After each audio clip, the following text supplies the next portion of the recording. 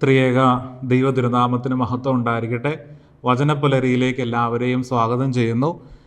യെശയ്യാവിൻ്റെ പുസ്തകം 6-ാമത്തെ അധ്യായം അതിൻ്റെ 6-ാമത്തെ വാക്യം ഇങ്ങനെയാണ് വായിക്കുന്നത്.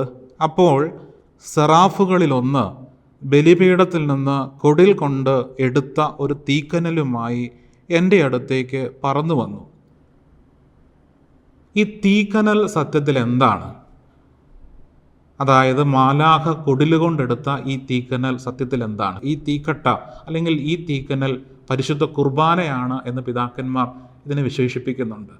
എന്തുകൊണ്ടാണ് മാലാഖ ഈ കുർബാന, ഈ തീക്കട്ട കൊടിലുകൊണ്ടെടുത്തത്?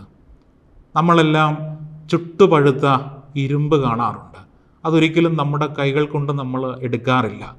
അല്ലെങ്കിൽ തീ നമ്മൾ കാണാറുണ്ട്, അതിൻ്റെ അടുത്തേക്ക് നമ്മൾ പോകാറില്ല. കാരണം ഇത് കൈകൾ കൊണ്ട് നമ്മൾ എടുത്താൽ നമ്മുടെ കൈ പൊള്ളും. സ്നേഹമുള്ളവരെ, ഇതാ ഈ തീക്കട്ട അല്ലെങ്കിൽ ഈ പരിശുദ്ധ കുർബാന കൈകൾ കൊണ്ട് എടുക്കാനായിട്ട് മാലാഖയ്ക്ക് സാധിച്ചില്ല. കാരണം ഈ തീക്കട്ട, ഈ പരിശുദ്ധ കുർബാന അത്രയ്ക്ക് വിശുദ്ധിയേറിയതാണ്.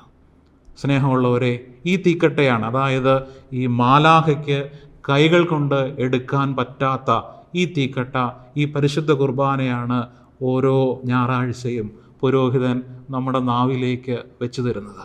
മാലാഖയ്ക്ക് കൈകൾ കൊണ്ടെടുക്കാൻ പറ്റാത്ത തീക്കട്ട നമ്മുടെ നാവിലേക്ക് ഓരോ കുർബാനയ്ക്കും പുരോഹിതൻ വെച്ച് തരുമ്പോൾ നമ്മളിൽ എത്ര പേര് പരിശുദ്ധ കുർബാന എല്ലാ ആഴ്ചയും സ്വീകരിക്കുന്നുണ്ട്? ഇല്ല എന്നുണ്ടെങ്കിൽ സ്നേഹമുള്ളവരെ, നമ്മൾ സ്വീകരിക്കണം. കാരണം ഈ തീക്കട്ട എന്ന് പറയുന്നത്, ഈ പരിശുദ്ധ കുർബാന എന്ന് പറയുന്നത് ക്രിസ്തുവാണ്. ഈ ക്രിസ്തുവാണ് ഓരോ കുർബാന സ്വീകരണത്തിലൂടെയും നമ്മളിലേക്ക് ഇറങ്ങി വരുന്നത്.